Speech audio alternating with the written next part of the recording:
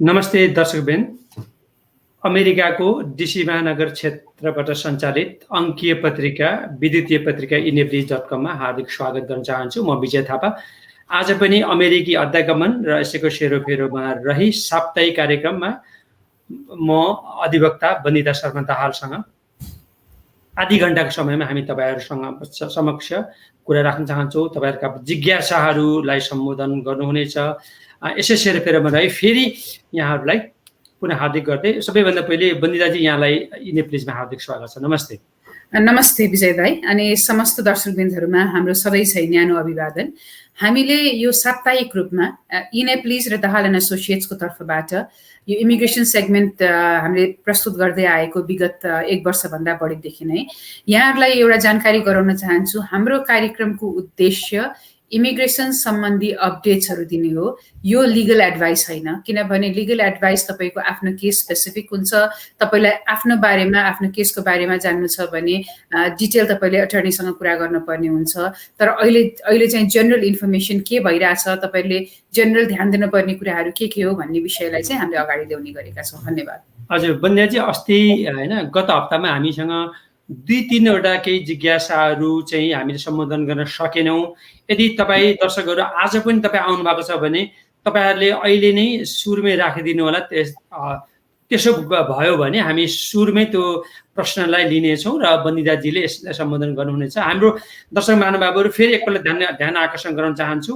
आधा घण्टाको समयभित्रमा हामी धेरै सबै कुराहरू भनौँ न केही ताजा जानकारी अपडेट जसलाई अद्यावधिक पनि वनिता शर्मा दाहालले गराउनुहुन्छ र अब ढिलो नगरिकन वनिताजी आज कुनै त्यस्ता अद्यावधिक भनेको अपडेट केही छन् भने संक्षेपमा जानकारी गराइदिनु हुन म अनुरोध गर्न चाहन्छु र अनि त्यसपछि हामी प्रश्न उत्तरमा जान्छौँ। वनिताजी, एउटा कुरा अब हुन त धेरै सानो सानो कुराहरू भइरहेको छ इमिग्रेसनको बारेमा हैन, अपडेट्सहरू सबैतिर छ। तर एउटा कुरा हामी धेरैको चासो धेरैजनाले सोध्नुहुन्छ र अहिले कार्यक्रममा पनि हामीलाई पक्कै पनि आउँछ। टिपीएस को विषयमा धेरैजनाले सोध्न सक्नुहुन्छ हैन। टिपीएस को बारेमा चाहिँ अहिले भइरहेको कम्पोनेन्ट जस्तो तपाईहरुलाई के थाहा छ भन्दाखेरि अहिलेको टिपीएस चाहिँ अक्टोबर 4 मा सकिनेछ। अब टिपीएस को अगाडिको रिन्युअल हुन्छ कि रिडेजिग्नेसन हुन्छ, कहिले हुन्छ भन्ने विषयलाई लिएर र अर्को कुरा के अहिलेको माग भनेको चाहिँ टिपीएस को रिडेजिग्नेसनको लागि डीएचएस ले चाहिँ के गर्दैछ भन्ने विषयमा। किनभने तपाईहरुले देख्नुभयो होला अधिकार भन्ने संस्थाको वेबसाइटमा चाहिँ पेटिसनहरू छ। एज एन अर्गनाइजेसनले साइन गर्न पर्ने, एज एन इन्डिभिजुअलले साइन गर्न पर्ने, किनभने टिपीएस को लागि पुश गर्नको लागि डीएचएसलाई पुश गर्नको लागि के गर्नुपर्छ भन्ने पक्षमा त्यहाँ एकचोटि हेर्नु होला।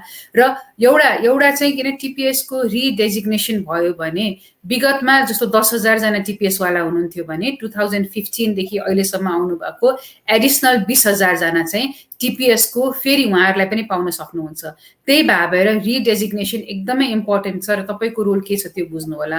अर्को कुरा टिपीएस होल्डर्सहरूलाई चाहिँ पर्मानेन्सीतिर लानको लागि, उनीहरूलाई चाहिँ पर्मानेन्ट रेजिडेन्ट बनाउनको लागि पनि लेजिस्लेसनमा कुराहरू भइरहेको छ हैन। त्यो गर्ने क्रममा चाहिँ अब अहिले आज भर्खर पनि तपाईहरुले एउटा न्यूज सुन्नुभयो होला जस्तो सेनेटमा चाहिँ बजेट रिजोल्युसन पास भयो भन्ने कुरा। बजेट रिजोल्युसन भित्र पनि इमिग्रेसनको कम्पोनेन्ट पनि हालिएर पास भएको छ हैन। अब त्यसले हाउसमा गएर के गर्छ, आगामी दिनमा हामीले त्यो विषयमा पनि जानकारी पक्कै पनि हामी प्रसाद गर्नेछौँ। तर पनि किनभने अहिले चाहिँ एटलिस्ट हामीलाई गुड न्यूज कस्तो छ भने टिपीएस पनि पर्मानेन्सीतिर जाने भन्ने पनि एउटा कुरा भयो। अर्को रिडेजिग्नेसन भयो भने धेरैजनाले बेनिफिट पाउँछ भन्ने कुराहरू भयो। र अर्को एउटा चाहिँ immigration as an immigration attorney अहिले इमिग्रेसनमा काम गर्ने माहौलै राम्रो छ के, किनभने कोर्टमै जाँदाखेरि पनि जहाँ जाँदाखेरि पनि रेस्पेक्टफुल्ली र एटलिस्ट केसको प्रोज एन्ड कन्स हेरेर अगाडि बढिएको छ। त्यो न्युज चाहिँ मैले भन्न चाहेँ। र यदि हामीसँग अहिले टाइम भयो भने, हुन त हामीलाई टाइम हुँदैन, धेरैजनाको प्रश्न आउँछ, एउटा कुरा चाहिँ हामीसँग टाइम भयो भने म के जानकारी दिन चाहन्छु भने जस्तो धेरैजना इम्प्लोयरहरूले अहिले अमेरिकामा वर्कर सर्टेज भइरहेछ। स्पेशली हाम्रो रेस्टुरेन्टहरूतिर, स्पेशली लाइक कुनै पनि ठाउँहरूतिर चाहिँ वर्कर सर्टेजले गर्दाखेरि भनौँ न अब उपभोक्ताहरूलाई पुर्याउन नसक्ने अवस्था भएको बेलामा मान्छेलाई कसरी हायर गर्न सकिन्छ, इम्प्लोयमेन्ट बेस्ड पेटिसन भनेको के हो भन्ने कुरामा पनि यदि हामीलाई टाइम भयो भने म त्यसलाई पनि इलाबोरेट गर्न चाहन्छु। धन्यवाद। हजुर बन्दियाजी, अब सम्पूर्ण दर्शक महानुभावहरू, अब हामी फटाफट प्रश्नतिर जान चाहन्छौँ र गत हप्तामा बन्दियाजी हामीसँग 2-3वटा प्रश्न रहेको छ, त्यसलाई एकपल्ट तपाईँलाई म पढ्छु, त्यसको प्रतिउत्तर तपाईँ दिनुहोला।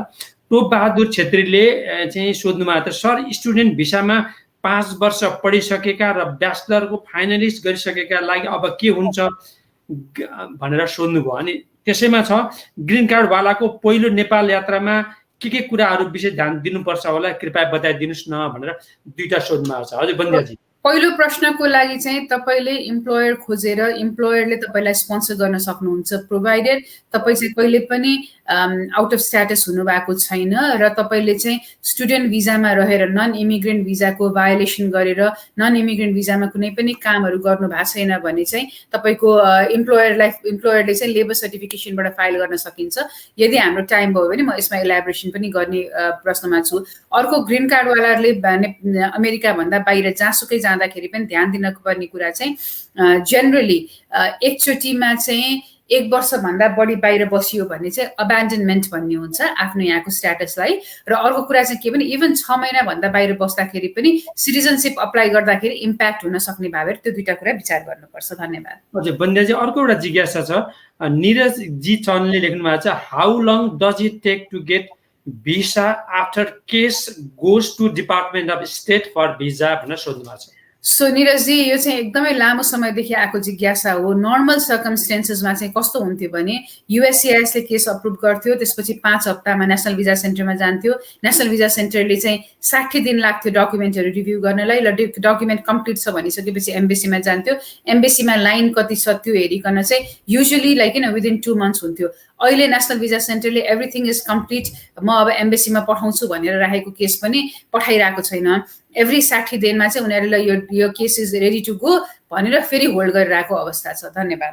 हजुर, अर्को पनि एउटा जिज्ञासा छ, रञ्जित शाहजीले लेख्नु भएको छ, नमस्ते, मेरो वाइफको 60 दिनभित्र मेल आएको छ इन्टरभ्यूको, तर छोरा 8 महिनाको भएको छ, के गर्ने छोरोको लागि भनेर जिज्ञासा राख्नुभयो। सो तपाईँले चाहिँ अब तपाईँ के स्ट्याटसमा हुनुहुन्छ होइन, तपाईँ यदि ग्रिन कार्ड होल्डर हुनुहुन्छ भने चाहिँ तपाईँको वाइफको तपाईँले petition as a green card holder गर्नुभएको छ भने त्यो पेटिसनमा चाहिँ छोराको पनि इन्फर्मेसन राखेर इन्टरभ्यूमा जाँदाखेरि राख्न सक्नुहुन्छ।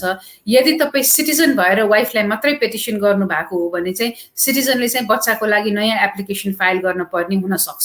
धन्यवाद। हजुर बन्दियाजी, 2-3वटा यहाँ छोटो उत्तर छ होइन। यो नमस्कार केदारजीले रिजालजीले भन्नुभएको छ, विष्णुजीले पनि नमस्कार भन्नुभयो, हाम्रो पनि नमस्कार बन्दियाजी होइन। यो एकपल्ट सर्ट भनिहालौँ। कृष्ण घिमिरेले पनि नमस्ते दादा दिदी भन्नुभयो, प्रवीणजीले हजुर नमस्कार भन्नुभयो, ईश्वरीजीले पनि लामो प्रश्न सोध्नु भएको छ। म सबैभन्दा पहिलो चाहिँ यो प्रत्यक्ष प्रसारणमा आएको प्रश्न चाहिँ म सोध्छु, त्यसपछि सरस्वती बहिनीले नेपालबाट सोध्नु भएको छ। ईश्वरी सुवेदीले सोध्नु भएको छ, दिदी दादा नमस्कार, मेरो केस एनबिसीमा सबै डकुमेन्ट एक्सेप्टेड पनि भएको छ, अनि F2A बाट IR1 कन्भर्ट भएको छ, अनि DS260 फर्म भरेको पनि होइन, तर आइबी एप्लिकेसन कम्प्लिट भएको छ। DS260 फर्म इन्टरभ्यूको बेलामा स्पाउसले नेपालमै भर्दा हुने हो कि एलिन रजिस्ट्रेसन एप्लिकेसन कन्फर्म होइन, कन्फर्मेसन नम्बर मैले कसरी पाउन सक्छु होला, जुन इन्टरभ्यूमा चाहिन्छ कि नै प्लिज भनेर सोध्नुभयो। सो DS260 चाहिँ तपाईँले पहिला नै भर्नुपर्ने हुन्छ। DS260 भरेपछि मात्रै तपाईँको केस चाहिँ जस्तो तपाईँको DS260 चाहिँ तपाईँले त्यो जब भिजा फीहरू तिर्नुभयो नि त्यो बेलामा हेर्न पाउनुहुन्छ, त्यहीँ गएर तपाईँले डाउनलोड गर्नुपर्ने हुन्छ। कन्फर्मेसन त्यहीँनिरबाटै पाउनुहुन्छ तपाईँको केस नम्बरहरू हालेर हेर्दाखेरि। धन्यवाद। हजुर, नेपालबाट चाहिँ शारदा केसीजी कहिलेकाहीँ यहाँ लेखहरू पनि हामीलाई कविता लेख्नुहुन्छ। शारदाजीले पनि नमस्ते बोथ अफ यू भन्नुभएको छ। सुजन रञ्जितले पनि नमस्कार गर्नुभएको छ। यहाँ अब रबिन चुवानले फेरि मलाई जिज्ञासा राख्नु भएको छ, नमस्कार, मेरो मम ड्याडको ग्रिन कार्ड मैले युएसएबाट एप्लाई गरेको छु। मम ड्याड युएसएमा हुनुहुन्छ, कुनै पनि ट्राभल डकुमेन्ट एप्लाई गरेको छैन, इमर्जेन्सी केसमा नेपाल जानु पर्यो भने जान मिल्छ कि मिल्दैन प्लिज भनेर अनुरोध गर्नुभयो। सो रबिन चाहिँ एउटा कुरा चाहिँ म सबैजनालाई के भन्छु भने तपाईँहरूले जहिले पनि एडजस्टमेन्ट अफ स्ट्याटस अमेरिकामा बसेर ग्रिन कार्ड फाइल गर्दाखेरि चाहिँ वर्क पर्मिट र ट्राभल डकुमेन्ट जहिले पनि फाइल गर्नु। मेरो कतिपय दर्शकहरूले भन्नुहुन्छ मेरो बुवा आमाले त वर्कै गर्ने होइन, वर्क पर्मिट किन चाहियो र भन्नुहुन्छ। वर्क गर्नलाई मात्रै होइन, एउटा किसिमको फर्म अफ आइडी हो। त्यस्तै ट्राभल डकुमेन्ट पनि भिन्दै पैसा तिर्नै पर्दैन। तपाईँले जुन त्यो 1235 तिर्नु भएको छ एडजस्टमेन्ट अफ स्ट्याटसको लागि, त्यही 1235 तपाईँलाई वर्क पर्मिट पनि दिन्छ, ट्राभल डकुमेन्ट पनि दिन्छ।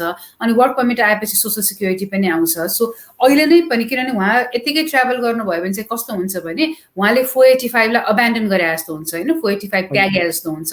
त्यही भएर तपाईँले चाहिँ अहिले पनि 485 को रिसिट हालेर ट्राभल डकुमेन्ट भरेर पठाउनु भयो भने युजुअली 5 महिना जति लाग्छ। सो त्यो ट्राभल डकुमेन्ट नलिकन चाहिँ बुवा आमालाई नेपाल नपठाउनु, किनभने फेरि तपाईँले चाहिँ आउनु भएपछि 485 फाइल गर्न मिल्छ, फाइल गर्नुपर्छ अथवा उतैबाट फाइल गर्न पर्ने हुनसक्छ। धन्यवाद। हजुर बन्देजी, धन्यवाद। सरस्वती बहिनीजीले नेपालबाट सोध्नु भएको छ। उहाँको भर्खरै चाहिँ केस भनेको ग्रिन कार्ड लागि श्रीमानले दर्ता दिएको चाहिँ स्वीकृत भयो, छोराको पनि हुन्छ होला।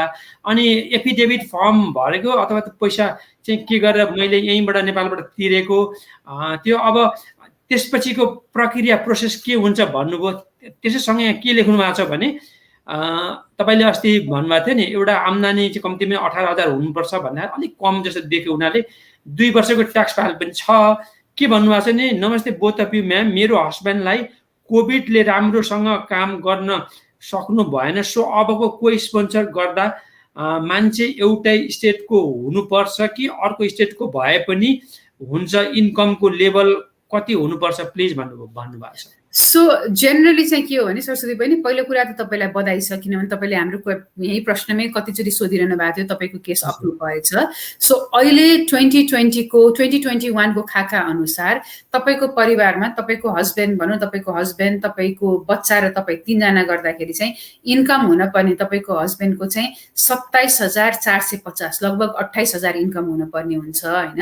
अनि यदि जोइन्ट स्पोन्सर नै राख्नुहुन्छ भने पनि जोइन्ट स्पोन्सरको परिवारको सदस्य जति छन् त्यो अनुसारको हरेक परिवारको सदस्य मध्ये लाइक एड गर्दै 5,700 जति एडिसनल हुनुपर्छ एउटा मान्छेको होइन, त्यो काउन्ट गर्नुपर्ने हुन्छ।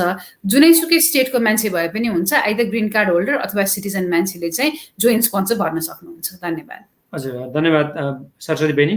कोपिला ढुङ्गानाले सोध्नु त केस एक्सपिडाइट गरेको कति समयमा भिसा लाग्छ, टोटल समय भनिदिनुहोस् न है बन्दिराजी भनेर सोध्नुभयो। नमस्कार कोपिलाजी, अहिले चाहिँ हामीलाई एकदमै धेरैजना दर्शकहरूले चाहिँ एक्सपेडाइट गर्ने भन्नुहुन्छ होइन। सबैजनालाई एक्सपेडाइट गर्नु त सबैजनाले चाहना हुन्छ, तर एक्सपेडाइट गर्नेलाई पनि उनीहरूलाई चाहिँ के भने क्राइटेरियाहरू छ होइन।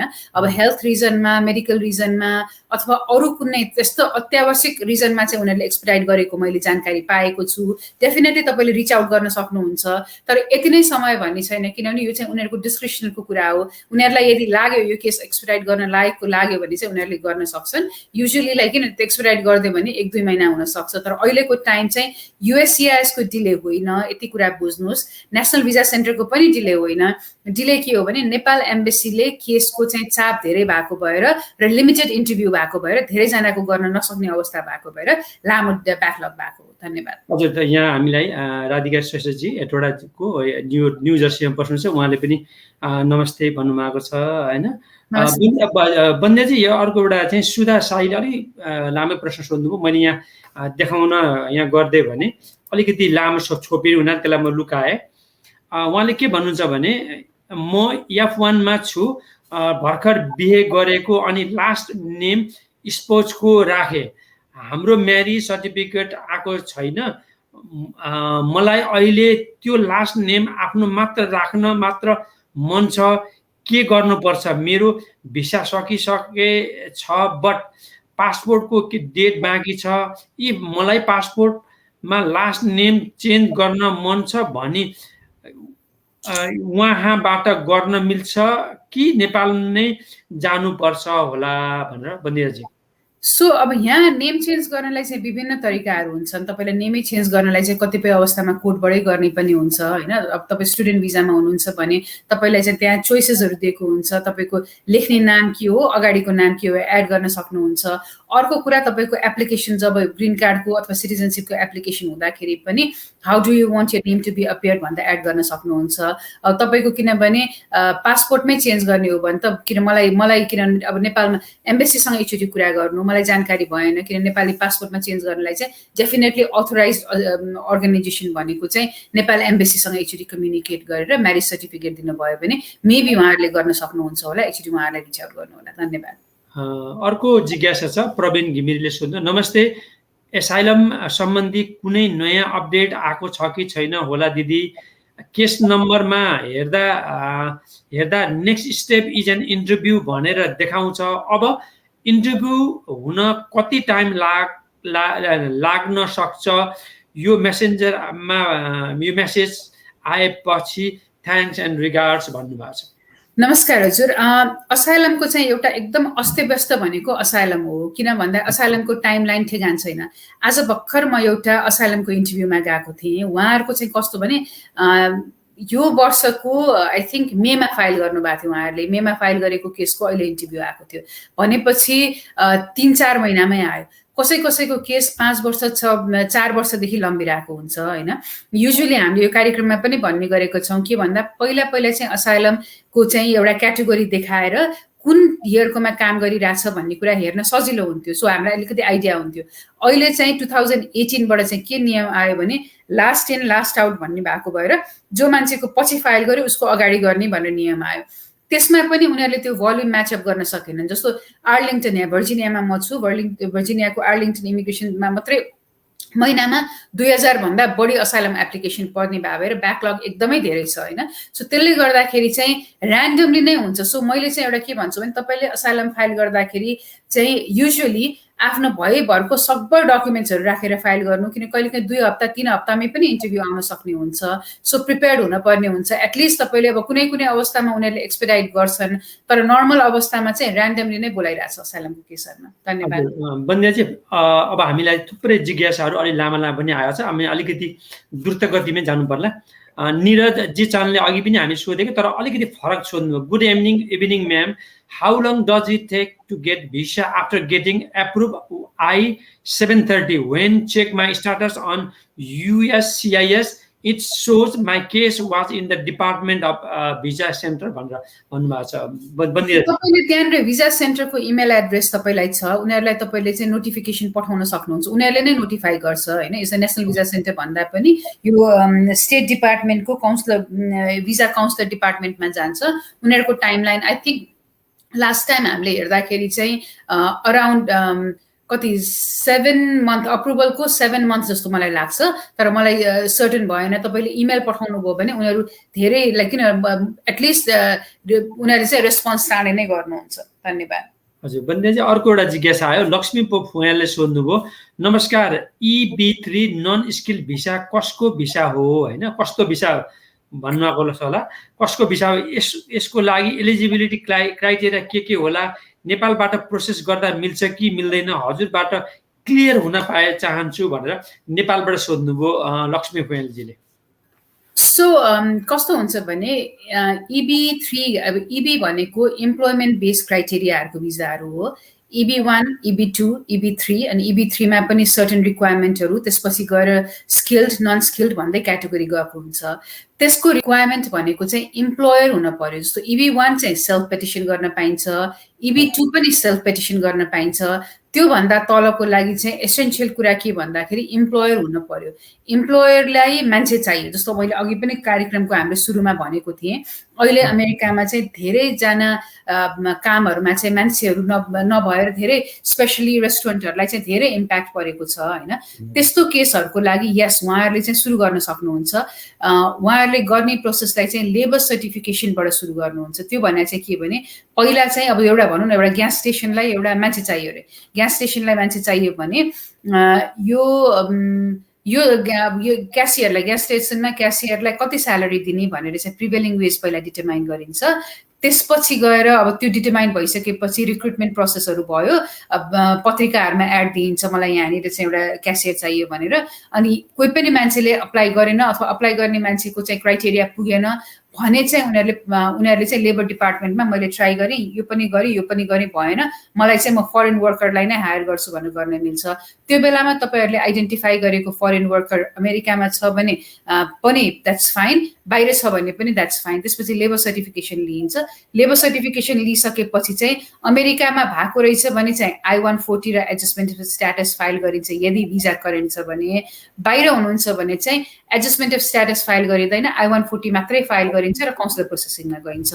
सो यो डुएबल छ। खालि रिक्वायरमेन्ट के भन्दाखेरि प्रिभेलिङ वेज जति आउँछ नि त्यो इम्प्लोयरले चाहिँ अहिलेको इयरको इन्कममा चाहिँ त्यति प्रफिटेबिलिटी देखाएको हुनु पर्यो। अलिकति कम्प्लिकेटेड छ, बुझ्नुभयो होला। धन्यवाद।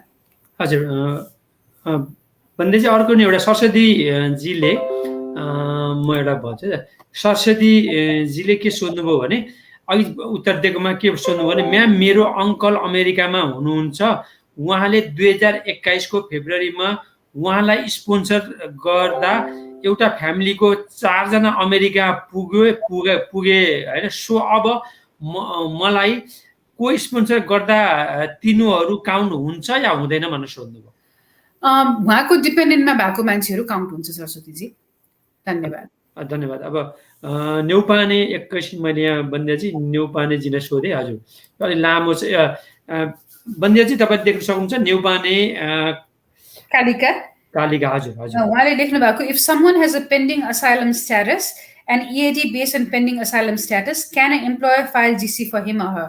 यो चाहिँ डिपेन्ड्स। के डिपेन्ड भन्दाखेरि उहाँको एन्ट्री अमेरिकामा कसरी भएको हो र उहाँले चाहिँ स्ट्याटसमा हुँदाखेरि नै असाइलम फाइल गरेको हो कि आउट अफ स्ट्याटस भएको बेलामा फाइल गरेको हो भनेर।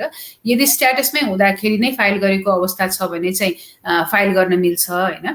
आइदर वे यदि इम्प्लोयरले फाइल गर्यो भने चाहिँ कस्तो पनि हुन्छ भने इभन कोर्टमै गयो भने पनि त्यो मान्छेको चाहिँ गुड मोरल क्यारेक्टरमै भनौँ न, इम्प्लोयमेन्ट बेसबाट हुने त छँदैछ हैन, तरै पनि यदि रिमुभलमा नभएको मान्छे हुनुहुन्छ भने चाहिँ गर्न सक्ने पोसिबिलिटिजहरू छ।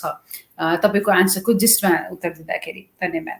हजुर, अर्को एउटा जिज्ञासा आयो सुस्मिता गौतमले सोध्नु, नेपालबाट भिसा मिल्छ कि नाइ? म 20 वर्ष भयो अनि 12 पास गरे, फर्स्ट इयर पढ्दैछु भनेर नेपालबाट जिज्ञासा राख्नु सुस्मिता गौतमजीले। नमस्कार सुस्मिताजी। नेपालबाट भिजा लिनको लागि चाहिँ कि स्टुडेन्ट भिजा हुनु पर्यो कि डिभीमा फाइल गरेको हुनु पर्यो।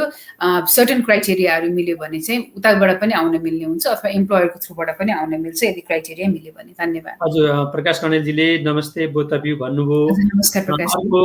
सुजन र रञ्जित एसेन्शियल वर्करमा को पर्छ होला भनेर जिज्ञासा राख्नु भन्दैछ। एसेन्शियल वर्करको क्राइटेरियामा चाहिँ अस्ति अब हाम्रो त्यो पेन्डेमिकमै पनि जो व्यक्तिहरू चाहिँ फ्रन्टलाइन वर्कर्सहरू छन् त्यस्तो वर्कर्सहरू पर्छ। कहिलेकाहीँ इभन फार्म वर्करको मान्छेहरू पनि, इभन ग्रोसरी वर्करमा अगाडि गर्ने पनि, हस्पिटलको पनि फ्रन्टलाइन वर्कर्सहरू पर्छ जसको कामहरू चाहिँ एसेन्सियल। अब एसेन्सियल त सबैजनाको आफ्नो आफ्नो ठाउँमा एसेन्सियल छ, तर त्यो बिलमा लेखिएको पर्सपेक्टिभ अनुसार चाहिँ त्यो पर्छ। अर्को एउटा बन्दिया चाहिँ दिप्ती अधिकारी पौडेलले सोध्नु भएको छ, सर म्याम नमस्कार, ग्रिन कार्डको स्पाउसको इन्टरभ्यू डेट कति टाइमको इन्टरभलमा निकाल्छ होला भनेर सोध्नु। यो त्यस्तो टाइमको इन्टरभल भन्ने छैन। तपाईँको डकुमेन्ट कुन ठाउँमा पुग्यो र तपाईँको डकुमेन्ट कहाँ पुग्या छ हैन, कुन अवस्थामा छ र नेसनल भिजा सेन्टरले हेरेर एम्बेसीमा कहिले पठाएछ त्यो अनुसारले हुन्छ। धन्यवाद। अर्को एउटा जिज्ञासा आयो उमेश पूर्ण भाइले नमस्ते गर्नुभएको रहेछ। पूर्ण भाइ नमस्कार है। मैले आज तपाईँको कल मिस गरेको थिएँ किनभने म एउटा असाइलम इन्टरभ्यूमा थिएँ। म तपाईँलाई भोलि फोन गर्छु। धन्यवाद। हजुर, पूर्ण अर्यालजी होइन भाइ? हजुर हजुर भयो उहाँको। अनि म अर्को एउटा जिज्ञासा आयो उमेश तिमसिनाले सोध्नुहुन्छ, I have Canadian citizen, can I apply for working visa for USA भनेर सोध्नु भएको छ। सो कनेडियन सिटिजनहरूको लागि चाहिँ सर्टेन ट्रिटीहरूबाट यहाँ आएर काम गर्न मिल्ने बेसिसहरू छ, तर तपाईँको चाहिँ अब कस्तो खालको काम गर्ने लाइक हुन्छ नि अलिकति रिक्वायरमेन्टहरू यहाँको इम्प्लोय बेसले देखाउन पर्ने हुन्छ। यस कनेडियन वर्करले चाहिँ वर्क भिजाको सर्टेन क्राइटेरियाहरू चाहिँ यहाँ पाउनुहुन्छ। धन्यवाद। हजुर, यहाँ अर्को खालि मीरा राज भण्डारी अमात्यले नमस्ते भन्नुभयो। नमस्कार हजुर। हजुर, शारदा छेत्री दिदीले पनि नमस्कार भन्नुभयो। राधिकाजीले फेरि नमस्कार भन्नुहुन्छ। पवित्रा प्रधानजीले पनि नमस्कार हजुर भन्नुभएको छ। सुशील नेपाल नमस्कार हजुर भन्नुभएको छ। आफन्त हुनुहुन्छ, कवि पनि हुनुहुन्छ, राम्रो लेख्नुहुन्छ इनेप्लिजमा पनि। बोस्टनबाट ल बन्दिराजी तपाईँको बढ्दैछन्। नमस्कार। अनि भविष राउतले पनि नमस्कार दुवैजनालाई भन्नु। अब एकचोटि सुदीपजीको एउटा जिज्ञासा आयो। बन्दियाजी एकपल्ट हेर्न सक्नुहुन्छ? मेरो यसमा म हेरौँ है त। सर, मेरो दाजु डिभी पढेर अमेरिकामा हुनुहुन्छ, म फ्यामिली रिलेसन देखाएर उता बस्न मिल्छ कि नै भन्नुभयो होइन। सो तपाईँको अब डिभी पढेर अमेरिकामा आउनु भएको छ भने दाइले भाइलाई अप्लाई गर्नको लागि चाहिँ उहाँ सिटिजन भएर तपाईँलाई अप्लाई गर्नलाई लामो समय लाग्छ। तपाईँलाई अब उहाँलाई भेट्न आउनको लागि टुरिस्ट भिजा त्यो गरेर आउनको लागि चाहिँ सजिलो हुन्छ। तर त्यही रिलेसनको आधारमा यहाँ बस्नको लागि चाहिँ अलि मिल्दैन कि? धन्यवाद। अर्को एउटा जिज्ञासा आयो। सुन्दर शेर्पाजीले नमस्कार हजुर, मेरो क्वेसन करेन्ट फाइलिङ भनेको के हो भनेर सोध्नुभयो। सो कन्करेन्ट फाइलिङ भनेको चाहिँ के हो भने जस्तो चाहिँ कतिपय अवस्थामा एउटा चाहिँ अन्डरलाइन पिटिसन हुन्छ। जस्तो I-130 भनेको फ्यामिली बेस्ड पिटिसनमा श्रीमान र श्रीमती अथवा कुनै पनि रिलेसन बिचको नाता देखाउने I-130 भन्ने पिटिसन हुन्छ। त्योसँग फाइल गर्ने अर्को चाहिँ एडजस्टमेन्ट अफ स्ट्याटस 485 जुन कि ग्रिन कार्डको गर्ने हुन्छ होइन। त्यसलाई चाहिँ सँगसँगै दुईटा फाइल गर्न मिल्नेलाई चाहिँ कन्करेन्ट भनिन्छ। कन्करेन्ट फाइल गर्नको लागि भिजा बुलेटिन अनुसार भिजा करेन्ट हुनुपर्ने हुन्छ। युजुअली अहिले पहिला चाहिँ ग्रिन कार्ड होल्डरको सधैँ करेन्ट हुँदैन थियो। अहिले धेरै समयदेखि चाहिँ ग्रिन कार्ड होल्डरले स्पाउसलाई गर्दाखेरि पनि कन्करेन्ट भइरहेछ।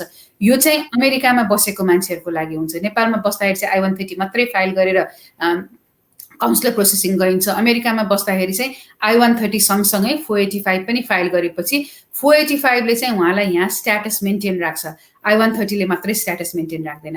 त्यस्तै I-140 सँग पनि I-140 फाइल गर्दा पनि कन्करेन्टली एडजस्टमेन्ट अफ स्ट्याटस फाइल गर्न मिल्ने हुन्छ होइन, यदि भिजा बुलेटिन करेन्ट छ भने। धन्यवाद। हजुर, बन्दियाजी अर्को मीरा राज भण्डारीले के सोध्नुभयो भने, राज भण्डारी अमात्यजीले के सोध्नुभयो, टिपिएस डेजिग्नेसनको पछिल्लो अपडेट के छ म्याम भन्नुभयो। अघि पनि तपाईँले भन्न सक्नुहुन्छ, फेरि एकपल्ट छोटोमा उहाँलाई के भनिदिनुहुन्छ कि? सो अहिले हामी धेरै आशावादी छौँ किनभने अरू देशहरूको पनि रिडेजिग्नेसनको पार्टहरू आइरहेको छ होइन। अब नेपालको लागि चाहिँ अब अक्टोबर 4मा नेपालको अहिलेको टिपिएस एन्ड हुने भएको भएर नर्मली चाहिँ अब यो अगस्तको एन्ड अथवा सेप्टेम्बरको पहिलो दोस्रो हप्तासम्म चाहिँ टिपिएसको न्युज आउन पर्ने हुन्छ नेपालको लागि होइन।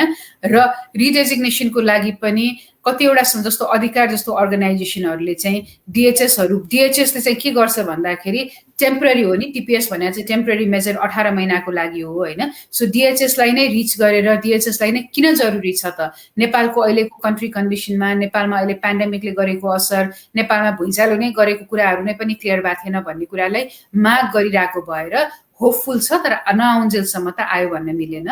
हामी कुनै पनि न्युज आउने बित्तिकै हामी अपडेट गर्छौँ हजुर। धन्यवाद। हजुर, बन्देजी अर्को एउटा रामचन्द्र ढुङ्गानाले सोध्नु, नमस्ते, can we apply for my sister for Bhai Tika, how long it will take, my status is GC green card. नमस्कार हजुर, तपाईँले चाहिँ आफ्नो बहिनीलाई अथवा दिदीलाई टिका लाउनको, तिहारको टिका लाउन भनेर बोलाउन खोज्नु भएको हो भने टुरिस्ट भिजामा अप्लाई गर्न मिल्छ। ग्रिन कार्ड होल्डरले अप्लाई गर्न पनि मिल्छ। दिने नदिने चाहिँ उनीहरूको डिस्क्रिप्सनमा भर पर्छ। किन भन्दाखेरि तपाईँको दिदी अथवा बहिनीको नेपालमा अवस्था के छ, उहाँको कामले, उहाँको परिवारले उहाँ फर्किन सक्ने चान्सेसहरू के छ, त्यो सबै कुराहरूले असर गर्छ। तर डेफिनेटली तपाईँले चाहिँ वेलकम लेटर पठाएर यो ओकेजनको लागि बोलाउँछु भनेर बोलाउन चाहिँ मिल्छ। अर्को एउटा जिज्ञासा आयो पहुन चाहिँ जस्टिन छेत्रीजीले लेख्नुभयो, can I apply for TPS if I came on August 2015 को अगस्तमा आएकोले मैले टिपिएसमा चाहिँ निवेदन दिन मिल्छ भनेर सोध्नु भएको छ। सो जस्टिनजी, अहिलेसम्मको अनुसार चाहिँ 2015 को जुनमा आएको व्यक्ति, जुलाईभन्दा पहिला आएको व्यक्तिले मात्र दिन मिल्छ। तर यदि रिडेजिग्नेसन भयो भने चाहिँ पछाडि आएको मान्छेले पनि दिन सक्छ। त्यही हामीले रिन्युअल र रिडेजिग्नेसनमा त्यो फरक छ। रिन्यू भयो भने चाहिँ पहिलाकै मान्छेले मात्रै दिन मिल्छ। यदि नेपाललाई रिडेजिग्नेसन भयो भने चाहिँ जुन दिनमा रिडेजिग्नेसनको घोषणा हुन्छ त्यो दिनभन्दा अगाडि आएको मान्छेले दिन सक्ने पोसिबिलिटी छ। भनेपछि बन्दियाजी यसमा रोके, भनेपछि यद्यपि होइन नवीकरण रिन्यू भनेको नवीकरण, रिडेजिग्नेसन भनेको चाहिँ पुनर्संरचना भनेको सुरुदेखि नै गर्ने भनेपछि त धेरै मान्छेहरू चाहिँ भाग्यशाली हुने सम्भावना भयो नि त बन्दियाजी। पहिलाको मात्रै मान्छे हो भने चाहिँ अराउन्ड 10,000 जना टिपीएस होल्डर हुनुहुन्छ होइन 2015 भन्दा पहिला। 15 र अहिलेमा लगभग 20,000 जना मान्छे बढी थपिसक्नु भएको छ। भनेपछि रिडेजिग्नेसन भयो भने चाहिँ अरूले पनि पाउने हुनुभयो। धन्यवाद हजुर। यहाँ पवित्र प्रधानजीले मेरो पनि क्वेसन छ हजुर भन्नुभयो। पवित्रजी तपाईँको नि यदि जिज्ञासा छ भने यसमै हालिदिनुहोस् त, किनभने हामी समय सकिन आँटेको छ। हामी तपाईँहरूको प्रश्न पढिदिन्छौँ। यहाँ अर्को जिज्ञासा आयो, सन्तलाल मेचेले लेख्नु भएको छ, नमस्कार, पिटिसनरको इन्कम सोर्स फाइनेन्सियल सपोर्ट नपुगेको खण्डमा अरूले आफन्तले फाइनेन्सियल एफिडेभिट सपोर्ट स्पोन्सर गर्न सक्छ? त्यस अवस्थामा पिटिसनरको इन्कम सोर्स ट्याक्स रिटर्न नदेखाई आफन्त स्पोन्सरको मात्र फाइनेन्सियल एफिडेभिट सपोर्ट देखाउन मिल्छ कि मिल्दैन भन्नु बन्दियाजी। सो पेटिसनर चाहिँ फाइनेन्सियली पहिलो रेस्पोन्सिबल जहिले पनि पेटिसनर हुन्छ। सो पेटिसनरले चाहिँ यदि ट्याक्स भरेको छैन भने किन नभरेको भन्ने कुराको एक्सप्लेनेसन दिनुपर्ने हुन्छ। र पेटिसनरले ट्याक्स भरेर कम इन्कम छ भने पनि उहाँले आफ्नो पेटिसन चाहिँ आफ्नो फाइल गर्नुपर्छ। उहाँले गरिसकेपछि जोइन्ट स्पोन्सरले गर्ने हो, किनभने पहिलो रेस्पोन्सिबिलिटी चाहिँ पेटिसनरको हुन्छ, सेकेन्डरी रेस्पोन्सिबिलिटी जोइन्ट स्पोन्सरको। बन्दियाजी अब दुई चारवटा भट्टाभट हामी पढिदिउँ त। I want to get citizenship, can I apply now, my green card will be expire in next week. तपाईँको सिटिजनसिप अप्लाई गर्नु छ भने चाहिँ तपाईँले हेर्नुपर्ने कुरा तपाईँले कसरी सिटिजनसिप ग्रिन कार्ड पाउनुभयो। यदि तपाईँले चाहिँ लाइक नर्मल सर्कमस्टेन्सेसमा 5 वर्ष भनौँ 4 वर्ष र 9 महिनामा यदि विवाह गरेर पाउनु भएको छ भने चाहिँ लगभग 3 वर्षमा अप्लाई गर्न सक्नुहुन्छ। धन्यवाद। अर्को एउटा जिज्ञासा आयो, मेरो स्मिता भट्टले सोध्नु भएको छ, मेरो मम्मुको भिसा सकिएको छ लकडाउनमा, अब के कसरी भिसा एप्लाई र कन्टिन्यू गर्न के गर्ने भनेर सोध्नु भएको। तपाईँको मामु यहाँ हुनुहुन्छ भने एक्सटेन्सन फाइल गर्ने, यदि नेपालमा हुनुहुन्छ भने चाहिँ भिजा रिन्युअलको लागि अथवा रिभिजाको लागि फाइल गर्ने। धन्यवाद। बालकृष्ण घिमिरेले सोध्नु, हाई नमस्कार, मेरो केस असाइलम एप्रुभ मे 2019 भएको हो, तर फ्यामिलीको अहिलेसम्म एप्रुभ भएको छ म के गर्दा चोटी चाहिँ हेर्नु है गर्दा छोटी हो, प्लिज रिप्लाई प्याममा भन्नुभएको छ। अलिकति भन्न खोज्नु भएको। सो तपाईँले चाहिँ 730 फ्यामिलीको फाइल गर्नु भएको छ यदि फ्यामिली यहाँ हुनुहुन्छ भने। अस्ति हामीले चाहिँ अस्तिको टाइममा चाहिँ हामीले सर्भिसको टाइम लाइन रिक्वेस्ट एकचोटि हेरेका थियौँ होइन, कुन इयरको भइरहेछ भनेर। फेरि नेक्स्ट टाइममा हामी त्यो टाइम लाइन हेरिदिने गरौँला। त्योभन्दा पछाडिको तपाईँको छ भने एक्सपेडाइट गर्न सक्नुहुन्छ। क्वेसन अलिकति बुझिएन, तपाईँको 2019मा भए परिवारको पनि सँगसँगै राखेर छ भने सँगै अप्रुभ हुनुपर्ने हो। परिवार यहाँ नभएर नेपालमा हो भने चाहिँ 730 को चाहिँ टाइम लाइन एकचोटि हेर्नु। आरिका दाहालले सोध्नुभयो, म्याम नमस्ते, मेरो I30 भने 130 एप्रुभ भएको छ, एनबिसीमा इमेल होइन मेल पठाएको छ, अब फी पे गरौँ, अब हस्ब्यान्डलाई I-864 भर्नु के भन्नु पे गरौँ, अब हस्बेन्डले 864 भर्नु, अब उहाँको इन्कम पुग्दैन, को स्पोन्सरले पनि फर्म भरेसँगै अपलोड गर्ने कि हस्बेन्डले अपलोड गरेर को स्पोन्सरको पनि अपलोड गर्ने। सो तपाईँको हस्बेन्डको प्राइमरी स्पोन्सर हुनुहुन्छ उहाँले गर्ने, अनि को स्पोन्सरले पनि गर्ने।